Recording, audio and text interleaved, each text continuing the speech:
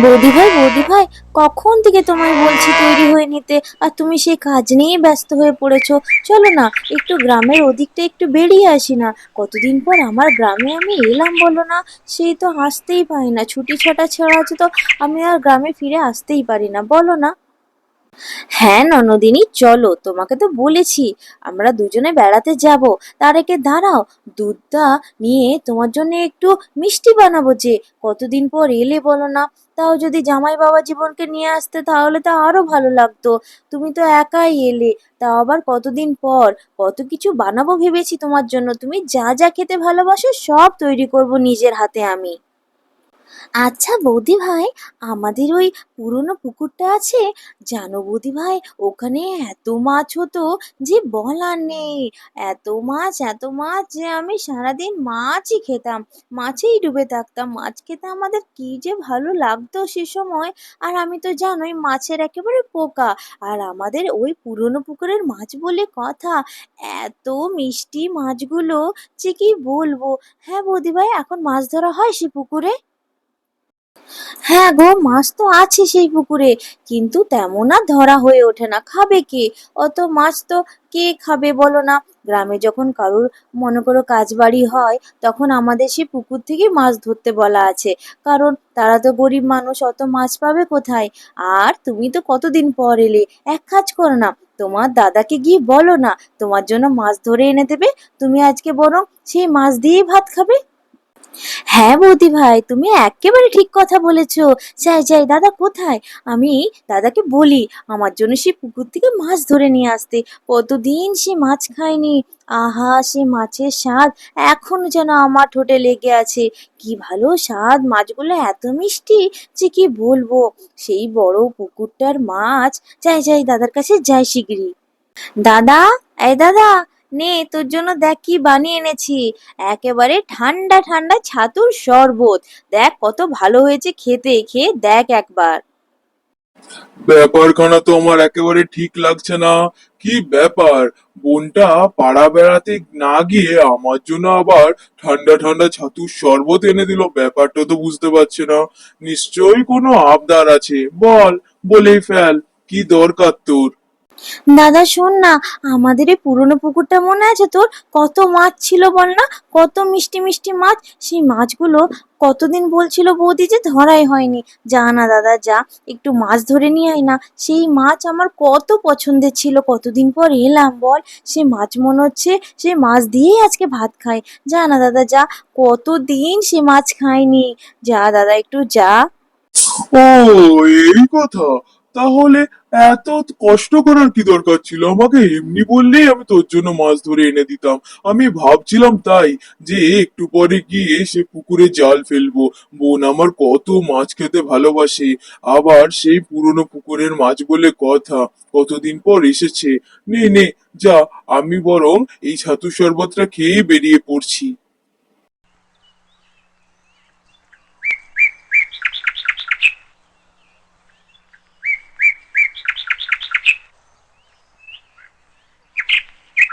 এই নাও গিন্নি, আমাদের সে পুরনো পুকুরের মাছ। বোন আমার বড় সেই মাছ খেতে ভালোবাসে। নাও নাও, তুমি বরং তাড়াতাড়ি রান্নাটা চাপিয়ে দাও। আর ও ভাজা মাছ যটা খাবে ওকে দিয়ে দাও, ও খুব মাছ পছন্দ করে, বুঝেছো? আরে বাবা হ্যাঁ, আমাকে অত শত বলার দরকার নেই। আমার ননদিনী কি কি খেতে ভালোবাসে সব আমি জানি। তার সাথে তো আমার আগে কথা হয়েই গেছে। তাই তো তোমাকে পাঠালাম যে মাছটা ধরে নিয়ে এসো। সেই পুকুরের মাছ কত সে খেতে ভালোবাসে। আমি বেশি করেই রান্না করব তার জন্য। ও, আরেকটা কথা, যখন ননদিনী বাড়ি ফিরে যাবে না, তখন ওর জন্য মাছ ধরে দেবে। মেয়েটা বড় সেই পুকুরের মাছ খেতে ভালোবাসে। তাই না হয় কিছু মাছও সাথে করে নিয়েই যাবে। তা ওখানে গিয়েও কিছুদিন খেতে পারবে। তুমি বেশি করেই জাল ফেলে মাছ তুলে নেবে, বুঝেছো? আচ্ছা গিন্নি, আচ্ছা, তাই কথা রইলো।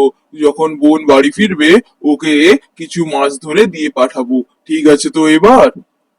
হ্যাঁ, এখন বরং যাও দেখিনি, প্রচুর কাজ বাকি আমার। মাছ ধুয়ে বেছে এখন মাছ রান্না হবে। তা আবার আরো অনেক কিছু পদ রান্না করবো যে আমি ননদিনীর জন্য। যাও, আমার এখন অনেক কাজ।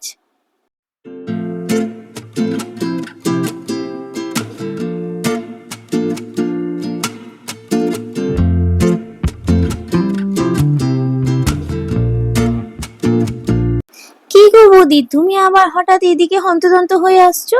কিছু হয়েছে নাকি? না গো না, কিচ্ছুটি হয়নি, আমি তোমার খোঁজেই যাচ্ছিলাম। এইদিকে দুটো বাড়িতে খোঁজ নিলাম, জানি তো তুমি পাড়া বেরোতে বেরিয়েছো। এখন তুমি কোথা থেকে আসছো?